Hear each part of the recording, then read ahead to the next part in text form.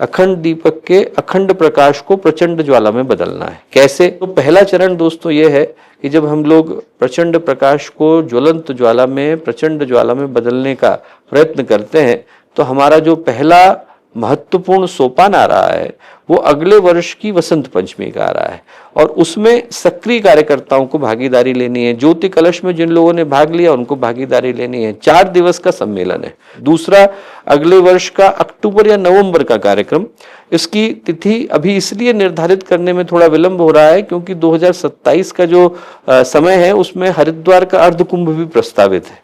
तो जब हरिद्वार के अर्धकुंभ की तिथि निर्धारित हो पाएगी, चूंकि हमें उसी भूमि का चयन करना है, तब हमारे कार्यक्रम की तिथि को सुनिश्चित कर पाना संभव हो सकेगा।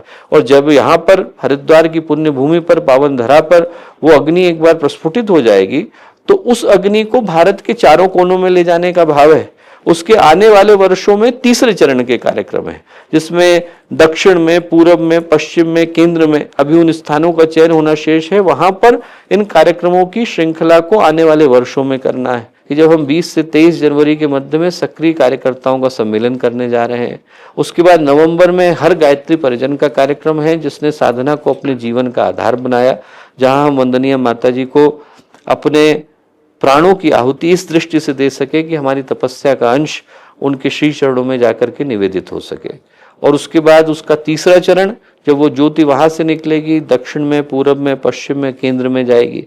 और उसके बाद चौथा चरण, ऐसे 108 स्थान भारत में ही नहीं बल्कि पूरे विश्व के कोने कोने में ऐसे स्थानों का चयन जहां पर जाकर हम लोग इसी तरह के कार्यक्रम उसके उपरांत कर सकें, उसी ज्योति को दुनिया के कोने कोने में, उनकी भाषाओं में, उनकी संस्कृति में, उनकी सभ्यता में, उनके तौर तरीकों में पहुंचा सकें, ऐसा करने का भाव हम लोगों का आने वाले वर्षों का है। अब तो एक ही उद्देश्य के साथ हर व्यक्ति को कार्य करने की आवश्यकता है। हमारी सांसों के अंदर, हृदय के अंदर, हृदय की भावनाओं के अंदर पूज्य गुरुदेव, वंदनीय माता जी और ये जो जन्म शताब्दी का कार्यक्रम है, यही एकमात्र हमारे जीवन को दिशा देने वाला, उसके अंदर नए संकल्पों को जगाने वाला भाव बन करके आए और हमारे माध्यम से कुछ ऐसा घट सके जिस पर हम लोगों को गौरव हो।